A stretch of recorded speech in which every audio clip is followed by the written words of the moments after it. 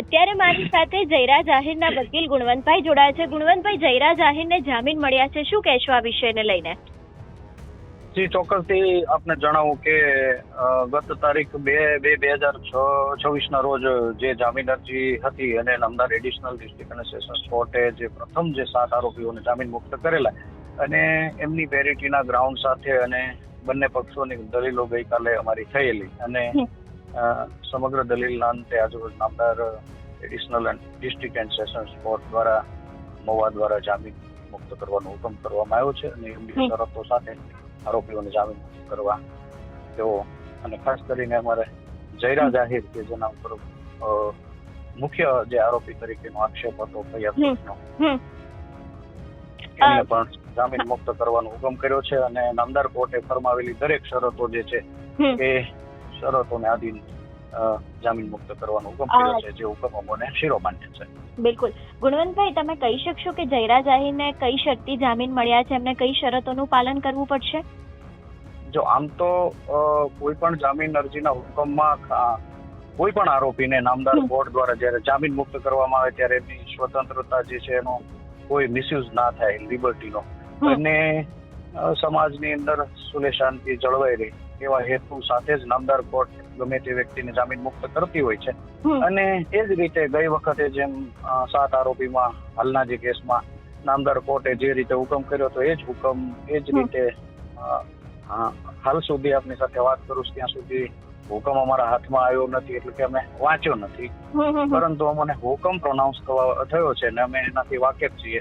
એટલે ખાસ મહત્વની શરત એ છે કે અત્યારે જે આપ જુઓ છો કે સોશિયલ મીડિયાની અંદર ને મીડિયાની અંદર આ બધું એકબીજા અરસપરસ હોય, મનુષ્યો ફેલાઈ રહ્યા હોય એવા કોઈ ટીકા ટિપ્પણીઓ કરે, પણ ખરેખર તો ન્યાયતંત્ર સામે સવાલ ઉઠાવવાનો કોઈને હક અધિકાર નથી. ન્યાયતંત્ર સ્વતંત્ર રીતે કામ કરતું હોય છે, આપ જાણો છો. અને હું તો આપના માધ્યમથી એવું કહું છું કે જે આજે જે હુકમ થયો છે એ હુકમની જે લીગલ પરવ્યુમાં જે ચર્ચા થવી જોઈએ એનાથી વિશેષ કોઈ ચર્ચા ન થવી જોઈએ. અને બંને પક્ષના જે હાલ જે ચર્ચા જે જગાવી છે, તો જે આવા તત્વો જે છે એને પણ આમાંથી કંઈક શીખવું જોઈએ આપણા માધ્યમથી કે ભાઈ સમાજમાં શાંતિ અને ભાઈચારો જળવાઈ રહે અને બંને પક્ષે કોઈ પણ જાતની ટીકા ટિપ્પણીઓ કે વિવાદો ઉભા કર્યા વગર વ્યવસ્થા જળવાય અને કોઈ નાના માણસો આનો ભોગ ના બને એ દિશામાં યોગ્ય થાય તે જરૂરી છે. બિલકુલ. ગુણવંતભાઈ, એક છેલ્લો સવાલ પૂછવા માંગીશ. જયરાજ આહિર સહિત બીજા કેટલા લોકોના જામીન મંજૂર થયા છે? જી, ગઈકાલે કુલ મળીને 3 જામીન અરજીઓ હતી અને એમાં જે અમારા જયરાજ આહિર તરફે હું અને મારી સાથે ખાસ કરીને મુખ્ય જેમણે આર્ગ્યુ કરી છે એવા રુચિત વ્યાસ એડવોકેટ ગુજરાત હાઈકોર્ટથી પધાર્યા હતા અને અમે સાથે મળીને કામ કર્યું હતું. અને એ સિવાય બાકીના જે 4 આરોપીઓ જે છે એમાં અમારા વિદ્વાન મિત્ર કૃષ્ણભાઈ ગઢાદરા એ કૃષ્ણ ગઢાદરા હતા અને એક આરોપી તરફે અન્ય કોઈ એડવોકેટ હતા. આમ કુલ મળીને 6 આરોપીઓને ગઈકાલે જામીન અરજી હતી અને આજરોજ આ 6 આરોપીઓને જામીન મુક્ત કરવાનો નામદાર કોર્ટે હુકમ કર્યો છે. બિલકુલ. ગુણવંતભાઈ, આપ અમારી સાથે જોડાયા બદલ આપનો ખૂબ ખૂબ આભાર. જી આભાર. હું એડવોકેટ જીજી આહિર મહુવા. ગઈકાલે જે ચકચારી બગદાણા કેસના જેના ઉપર મુખ્ય આરોપ છે એવા જયરાજ આહિર અને અન્ય જે 6 જણા જે છે એમના જામીન અરજી હતી.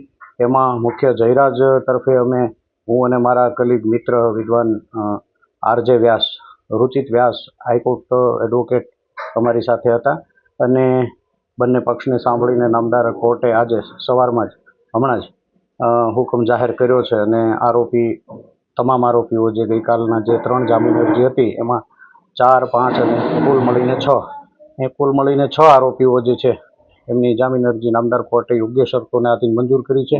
આમ તો અગાઉ તારીખ 2/2/2026 ના રોજ અન્ય આરોપીઓ જે છે જે મુખ્ય પ્રથમ જે 7 આરોપીઓની જામીન અરજી મંજૂર કરેલી અને એમના જ પેરિટીના ગ્રાઉન્ડ ઉપર અને થયેલ દલીલોને ધ્યાને લઈ અને નામદાર મહુવાના એડિશનલ ડિસ્ટ્રિક્ટ અને સેશન્સ જજ સાહેબ શ્રી AS પાટીલ સાહેબ દ્વારા આરોપીઓને જામીન મુક્ત કરવાનો હુકમ કરેલ છે.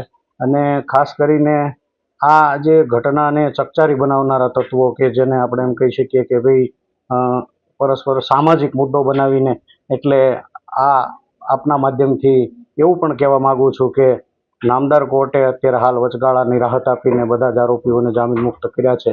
એવા સંજોગોમાં બંને તરફેથી શાંતિ સ્થપાય અને કાયદો અને વ્યવસ્થા જળવાઈ રહે એ દિશામાં તંત્રએ પણ સજાગ રહેવાની જરૂર છે.